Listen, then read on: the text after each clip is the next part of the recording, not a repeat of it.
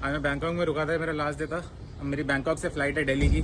तो ये एक तरीके से मैसेज भी है कि जब आप थाईलैंड आते हैं तो आपके पास 1000 बाट के नोट्स होते हैं, जब आप जाते हैं तो आपके पास बस ये लूज चेंज रह जाती है। तो मुझे जो रिटर्न फ़्लाइट के चार्जेस पड़े थे वो पड़े थे 8000 रुपीज़ बैंकॉक से दिल्ली के। ये बहुत सारे डिफरेंट हॉस्टल्स की बनाई है। ये वाला मेरे को पड़ा था 650 INR का।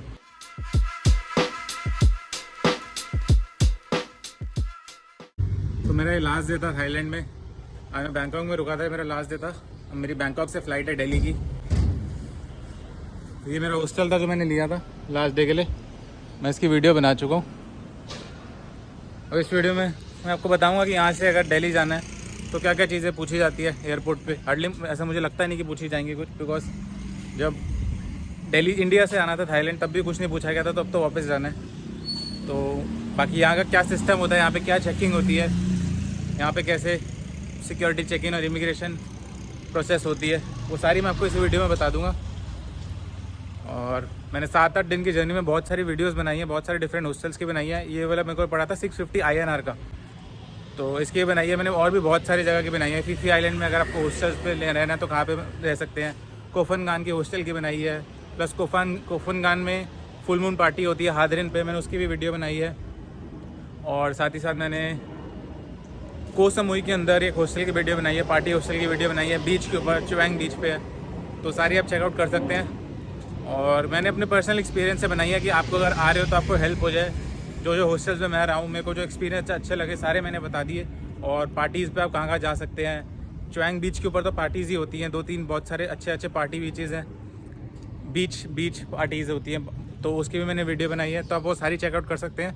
बाकी इस वीडियो में तो मैं आपको एक नॉर्मल प्रोसेस दिखाऊंगा यहाँ से दिल्ली तक जाने की क्या प्रोसेस होती है। मैंने बुक करी है इनसे ग्रैब से। अब एक तो हाँ, आप ग्रैब ऐप डाल लें। अगर आपको स्मॉल डिस्टेंस ट्रैवल करना है, लाइक 4 किलोमीटर, 5 किलोमीटर, 6 किलोमीटर, तो आप ग्रैब ऐप डाल लें। इनकी ग्रैब ऐप से आप ट्रैवल कर सकते हैं।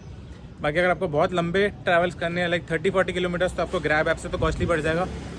तो उस केस में आप इनकी लोकल, जैसे बैंकॉक की बात कर रहा हूँ, लोकल स्टेशन होते हैं, मेट्रो स्टेशन, जैसे हमारे यहाँ पे मेट्रो होती है, वैसे इनकी यहाँ से लोकल ट्रेन चलती है, तो आप उससे ट्रैवल कर सकते हैं। अगर आपको आइलैंड टू आइलैंड जाना है तो आप 1-2-GO ऐप डाल लें और एक आइलैंड से दूसरे आइलैंड का डेस्टिनेशन अराइवल दिखा दें, तो आपको एग्जैक्ट प्राइस आ जाएगा कि आप कितने में आप जा सकते हैं। तो ये मेरी कैब आ गई है, मैं कैब में जा रहा हूँ। मुझे जो टैक्सी से एयरपोर्ट तक का जो फेयर पड़ा था वो पड़ा था 125 बाट के अराउंड।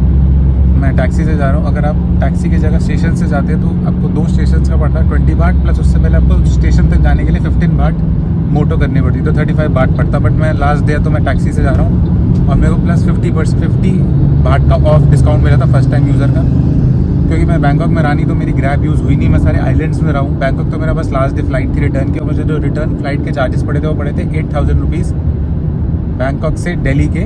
बट हाँ, इसमें चेक इन बैगेज अलाउड नहीं था, बस एक कैबिन बैगेज अलाउड था। तो मैं उसी की, मेरा बैग ही था एक, तो इसलिए मैंने वो वाली फ़्लाइट बुक कर दी थी। ये 4.5 घंटे की फ़्लाइट है एयर एशिया की। ये मुझे दिल्ली उतार दी गई अराउंड 3:15 पे। बाकी एयरपोर्ट पे क्या क्या चीज़ें पूछी जाएंगी वो मैं बता दूंगा। और साथ ही साथ यहाँ पर अगर आप खाने के लिए देख रहे हैं वेजिटेरियन फूड, तो उसकी थोड़ी दिक्कत आती है यहाँ पे।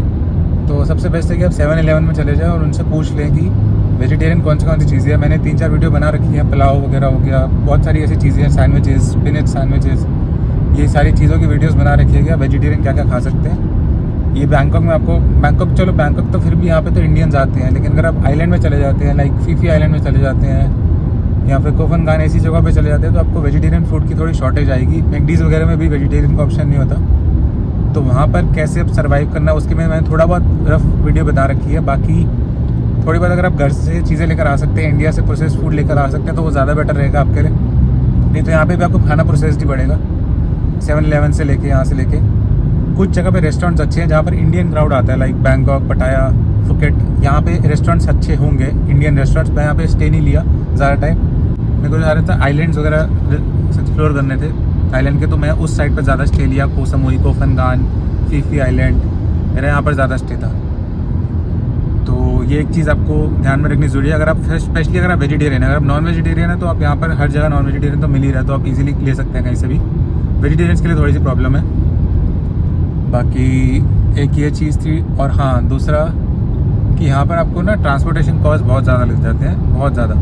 तो अपने पास 1-2-GO ऐप डाल के रखिए, ताकि आप जब भी टूर ले कोई भी, तो आप पहले अराइवल और डेस्टिनेशन डाल के देख लें कि आपको क्या बेस्ट टूर पैकेज पड़ रहा है, तो उस हिसाब से आप अपना बुक करें। अगर आपको लगभग सेम लग रहा है तो आप वहीं से बुक कर लें, जहाँ से भी आप अपने रिजॉर्ट के पास से बुक करें, नहीं तो आप ऐप से बुक कर दें। आप किसी भी वीज़ा डेबिट कार्ड से आपका पेमेंट हो जाएगी। और यहाँ पर अगर आपको कैश ख़त्म हो रहा है आपके पास, तो आपके लिए एक और ऑप्शन है कि आप वीज़ा कार्ड से पेमेंट कर सकते हैं। आई गेस 4% चार्जेस लगते हैं उसके। तो अगर कैश बचाना है और ख़त्म हो रहा है तो आप जो ट्रांजेक्शन आप डेबिट कार्ड से कर सकते हैं वो कर लीजिए, डेबिट या क्रेडिट कार्ड से वीज़ा वाले। 4% मेरे ख्याल से चार्जेस लगता है। मैंने एक जगह बुक करी थी, टूर बुक करा था, मेरे को 4% पड़े थे।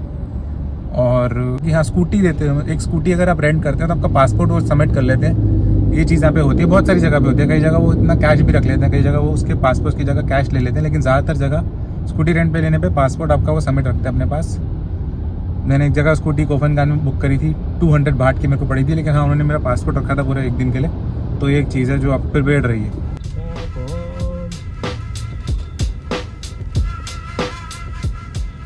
तो मैं एयरपोर्ट आ गया था। यहाँ के एयरपोर्ट पे तो हार्डली 5 मिनट्स लगते हैं चेक इन में। कल मैं डोमेस्टिक एयरपोर्ट से ट्रैवल कर रहा था, तो जितना टाइम मेट्रो में लगता है चेक इन में, उतना ही लगा। 2 मिनट के अंदर उन्होंने चेक इन करा दिया था। तो यहाँ ये इंटरनेशनल एयरपोर्ट है, तो इसमें पासपोर्ट वगैरह चेक करना था, 5 मिनट में हो गया। खुद कुछ चेकिंग वगैरह नहीं करी।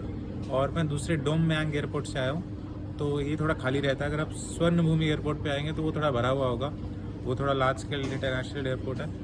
तो अभी मैं एयरपोर्ट में बैठूँ, मेरी 2 घंटे बाद फ्लाइट है अब यहाँ से। ये देखो यहाँ पे ऑटोमेटिक क्लीनिंग हो रही है।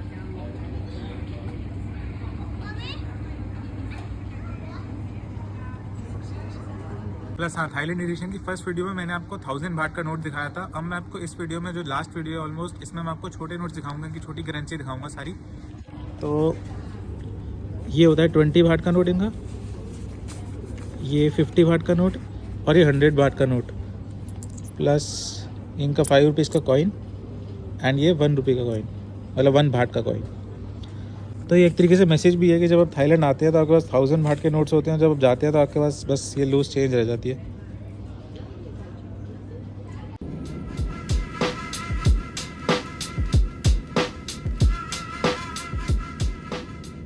तो मैं घर आ गया था वापस। मैं बहुत ज़्यादा टायर्ड था तो मैं वीडियो नहीं बना पाया था। वही सेम प्रोसीजर जो जाते समय फॉलो हुआ था वही आते समय फॉलो हुआ था। वहाँ पर डिपार्चर और अराइवल दोनों के समय आपको फिंगरप्रिंट्स लेते हैं और इंडिया में फोटो क्लिक करते हैं, जाते समय भी और वापस आते समय भी फोटो क्लिक करते हैं इमिग्रेशन में।